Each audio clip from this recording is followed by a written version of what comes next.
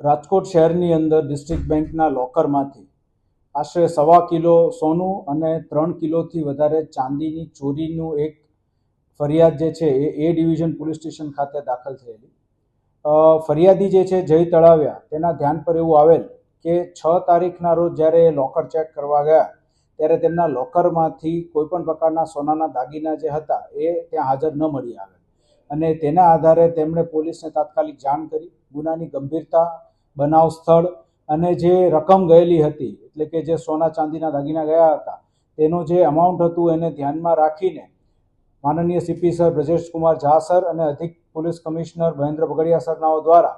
Joint teams બનાવવામાં આવી હતી, જેની અંદર ક્રાઇમ બ્રાન્ચ, એલસીબી ઝોન 2, એ ડિવિઝન પોલીસ સ્ટેશનની ટીમ્સ બનાવીને અલગ અલગ દિશાઓમાં તપાસ શરૂ કરવામાં આવી હતી. સૌપ્રથમ જે છે એ ફરિયાદી દ્વારા જે રજૂઆત કરવામાં આવી એને પરિપ્રેક્ષ્યને ધ્યાનમાં રાખીને લોકરમાંથી ચોરી કઈ રીતે શક્ય બને એ બાબતે અને વિવિધ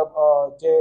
શક્યતાઓ હતી એની ચકાસણી કરવામાં આવી અને એ શક્યતાઓની ચકાસણી કર્યા બાદ જે બેંકના જ કોઈ કર્મચારીની આમાં સંડોવણી હોવાનું બહુ જ સ્ટ્રોંગ ચાન્સીસ હતા તેને ધ્યાનમાં રાખીને સીસીટીવી ફૂટેજ અને અન્ય ટેકનિકલ એનાલિસિસ આ જોઈન્ટ ટીમ દ્વારા શરૂ કરવામાં આવ્યું. તેના આધારે એવું ધ્યાન પર આવ્યું કે બેંકમાં કામ કરતા કર્મચારી અશોકભાઈ કોટક દ્વારા જ તે 25 તારીખના રોજ આ જે લોકર છે કે જેમાંથી આ મુદ્દામાલ ગયેલ છે તેમાંથી આ મુદ્દામાલની ચોરી કરવામાં આવી હતી અને ત્યારબાદ તેને અન્ય લોકરની અંદર સંતાડીને રાખી દીધેલ હતો.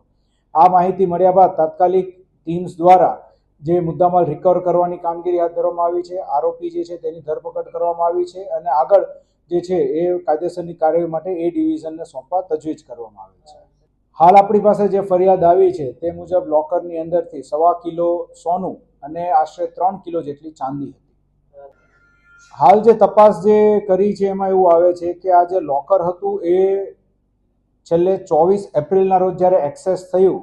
એ દિવસે આ ફરિયાદી દ્વારા પ્રોપર બંધ ન કરવામાં આવતા થોડું ખુલ્લું રહી ગયેલું હતું અને તેમના દ્વારા